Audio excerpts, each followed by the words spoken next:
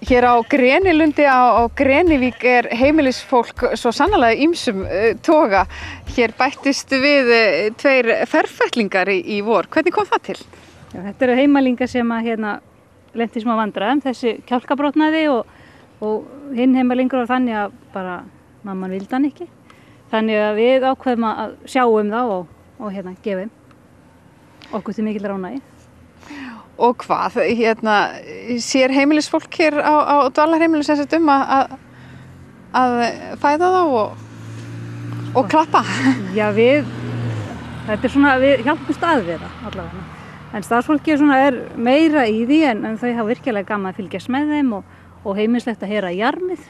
Og þau láta einhver stundu við, þeim finnst líða langt frá því að fengi mjólk. Þannig að þau taka þátt í þessu. Það eru örugglega einhverjir fyrrum bændur í hópi heimilismanna? Já, það er það. En þetta er ekki fyrsta sinn sem að þið eru með heimalinga hér á dvalarheimilinu. Þið voru líka með heimalingi fyrra, eða ekki? Já, við vorum með einn í fyrra. Við vorum með einn heimalingi fyrra. Hann var nú samt svo slappugreið. Við reyndum að koma honum með til en hann var ansi lélegur greið. Og ég sé að þessir heimalingar hafa nú þegar fengið nöfn, Sunna og Tóta. Já, einhver Sunna og Tóta. Þeir verða hér í sumar. Þeir verða í sumar og svo fara þeir aftur bara aftur í sveitina. Þeir eru frá Grund og það er Tóti eða Þórarin sem á þessi lömb. Við erum bara geimaði fyrir hann. Og það er hans að ráða hvað hann gerir við þau. Hvað verður þau það kemur í ljós. Það kemur í ljós. En þessi lömb, þetta er ekki einu dýrin sem eru hérna á dvalarheimilinu?